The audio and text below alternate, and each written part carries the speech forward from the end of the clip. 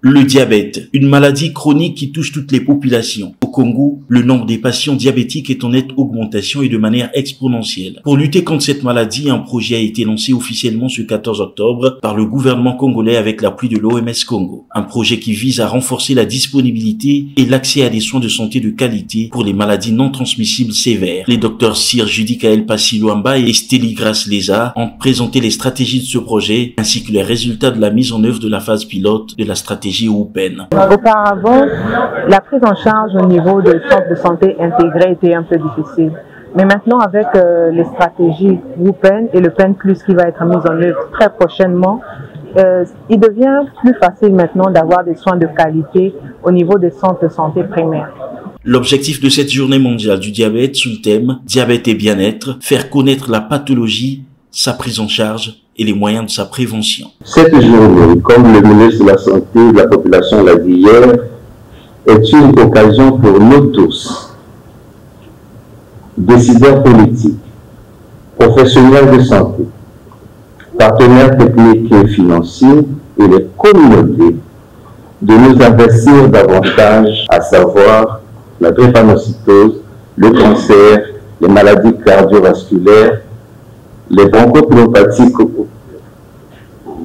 constrictives obstructives, mais aussi la santé mentale et les traumatismes.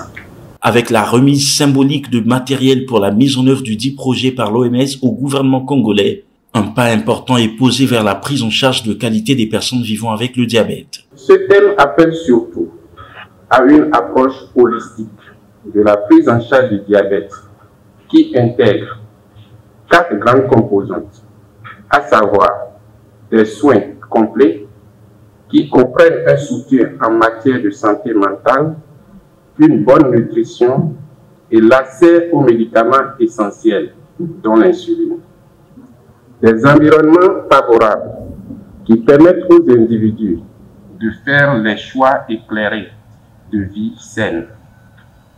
Des stratégies complètes de prévention qui s'attaquent aux facteurs de risque du diabète, dont l'inactivité physique, l'obésité et j'en passe.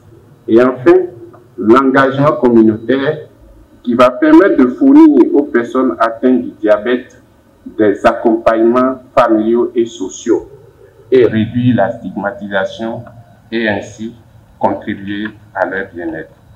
L'urgence est donc d'agir. Il s'agit d'agir, pas demain, mais aujourd'hui. Le diabète et les autres maladies non transmissibles sont des questions de santé publique très importantes. Le message, ça serait d'encourager les populations, au lieu de se déplacer très loin, de consulter les centres de santé les plus proches pour se faire dépister de toutes ces maladies, tension, diabète et autres. Pour aller en guerre contre cette maladie, une campagne de dépistage gratuite du diabète est menée dans les artères de la ville.